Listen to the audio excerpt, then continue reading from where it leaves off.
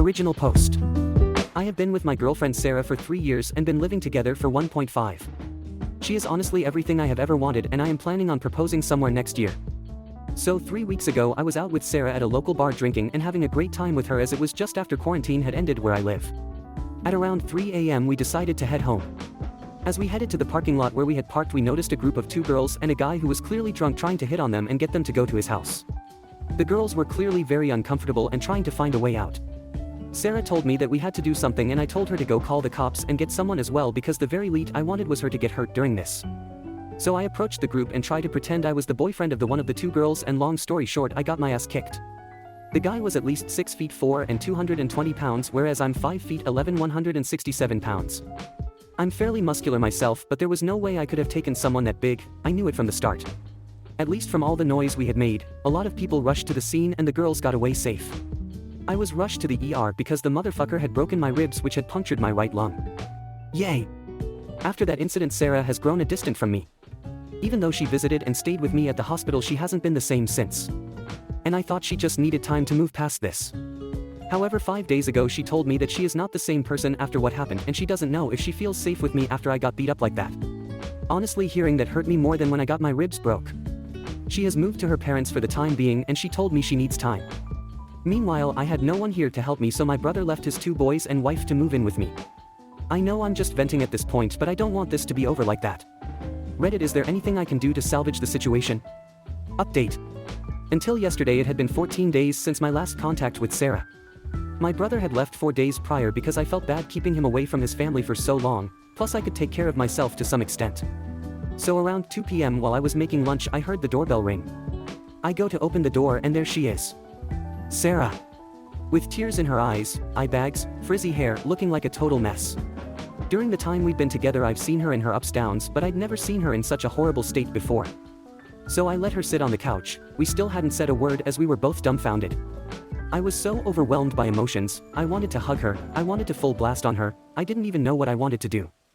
So I did nothing and waited for her to talk.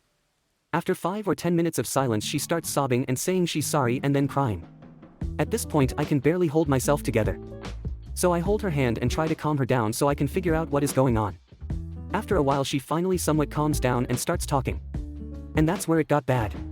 Something that I didn't include in the original post, because it wouldn't make sense anyway, is that Sarah's mother has been divorced and remarried once. From what Sarah has told me, her biological father cheated on her mother while she was still a kid, and that's why they broke up. And that's also why she doesn't have any kind of relationship with her father. It seemed odd when I first learned about it, but I didn't question it. That is not the whole story though. Sarah's biological father didn't only cheat on her mother. He was a drug addict that also used to beat her up frequently. Without getting into a lot of graphic detail, in one instance when Sarah's brother tried to intervene and protect her mother, he ended up getting beat up too. So when she saw me intervening and getting my ass kicked in the bar incident, it triggered some kind of PTSD in her head that she could not control. That's why she had grown distant and eventually left. It all spiraled out of control and she could not handle it. In those 2 weeks we'd been apart, she'd barely eaten or slept and even made some really dark thoughts which I'd rather not go into. She told me is a horrible girlfriend for leaving me alone in my condition, and that she doesn't expect us to be together again after that, which I told her isn't the case. So we have a very long road ahead of us. My number 1 priority right now is getting her to see a therapist, which I suggested we can do together if she's scared to do alone. So yeah, that's where we are at. Some of you were right, that there was some deeper issue behind what happened, but I could not have possibly known. I also wanted to take this opportunity to say something that I got messaged about a lot. I got a lot of comments and messages saying that I was a moron for what I did at that parking lot and that I should mind my own business next time and not play the hero, etc. First of all, I did not initiate the fight with the dude. As I said, when I got there I tried to pretend I was the boyfriend of one of the girls in case. When that didn't work, I got between the girls and the dude, trying to create some space between them, and that's when he started to push me and eventually started throwing punches. Secondly, no matter how hard I hit the gym, I would never be able to take that guy one-on-one. As I said, I'm pretty fit, and I've been working out for several years, but the fella was a lot bigger than me. Unless I had a gun or something, which isn't legal in my country, I was doomed. Finally, for the people telling me to mind my own business, well, let me tell you exactly what I was doing. It is mine and everyone else's responsibility to look after the ones who can't protect themselves in this shitty world. No, I do not consider myself a hero, nor did I do it for the show.